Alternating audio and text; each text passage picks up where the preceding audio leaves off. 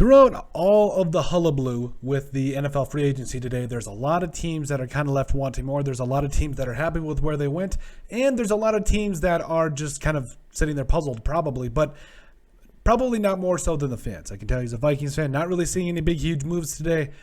I don't know.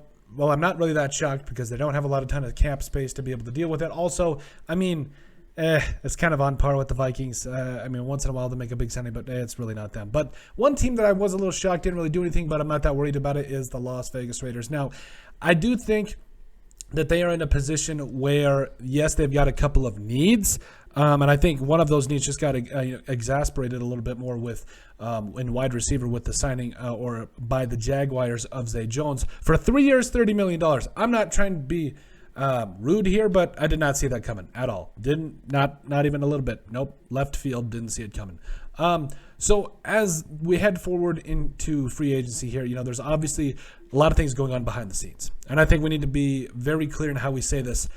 The Las Vegas Raiders have a plan. Now, that goes for every team in the entire NFL. Obviously, they've got contingency plans. They've got plans of what they're going to do moving forward. But if we know anything about Josh McDaniels and Dave Ziegler, who both came from the Patriots organization, I believe they both have a plan, and I think it's going to work out in the end. Now, I don't know what it is. Watching J.C. Jackson go to the Chargers hurt a little bit. I'm not going to lie. Also watching, some of these other teams kind of just go out and sign guys like Laken Tomlinson. By the way, the Jets' offensive line is huge. It's going to be really good.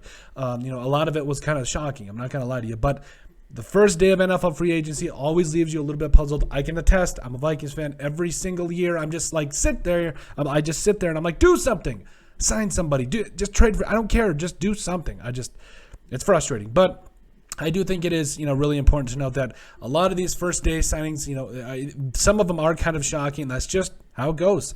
A lot of these teams drive up the prices of a lot of these players, and that's just how it goes in the end. I think moving forward, I do commend the Raiders for not feeling the pressure in day one and just going out there and doing their thing, and really at the end of the day, not making a dumb decision. That's really half the battle. It really is when you think about it. There's teams that go out there and draft for need and sign players for need and all that in free agency, but there's also teams out there in the past that have just went out and made some decisions like fully guaranteeing a 3-year contract for Kirk Cousins. I wonder what team did that. But I just feel like, when you get into a pickle, when you get into a little bit of pressure, that is a great time for you to be able to make dumb decisions and go out and sign these guys just because they're kind of your only option. But I think, the Raiders are a team that I think are going to be led very well, and I think they're being led very well with not going out and freaking out after the first day of free agency and thinking they have to go make, all these moves. And the reality of the situation is they do have some draft capital. Like they've got, they've obviously, when I say draft capital, I mean they've got, obviously a first, second, and third.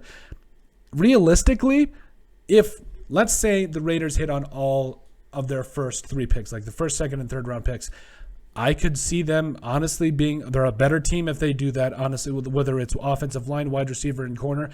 If they hit on those 3 positions, this team is right back where it should be. Obviously they need a little bit of something, but if they hit on those first 3 draft picks, I don't see a problem as to why this team could not be one of the best in the NFL and the AFC for that matter, or the AFC and the NFL for that matter. So I think, right now, first day of free agency, a lot of us are freaking out, kind of wonder what our team is going to do. But, I think it is kind of some of those teams, those lower tier teams like the Jets and the Jaguars, that had they had the cap space. That's really what it comes down to. They had, $50-60 million in cap space.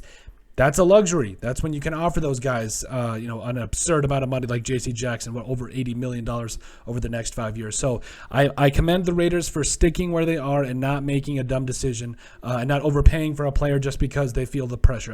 Every NFL team feels the pressure, but also you can draft guys. I think that is going to be a big thing for the Raiders moving forward, and I think they're going to be able to make a lot of the right decisions that puts the franchise in the best possible position to be successful. But let us know what you guys think. Make sure you guys like and subscribe down below. Leave a like and a comment. It helps people find the show. We greatly appreciate all the support that we've gotten and continue to get. You guys are all truthfully awesome, and we love every single one of you.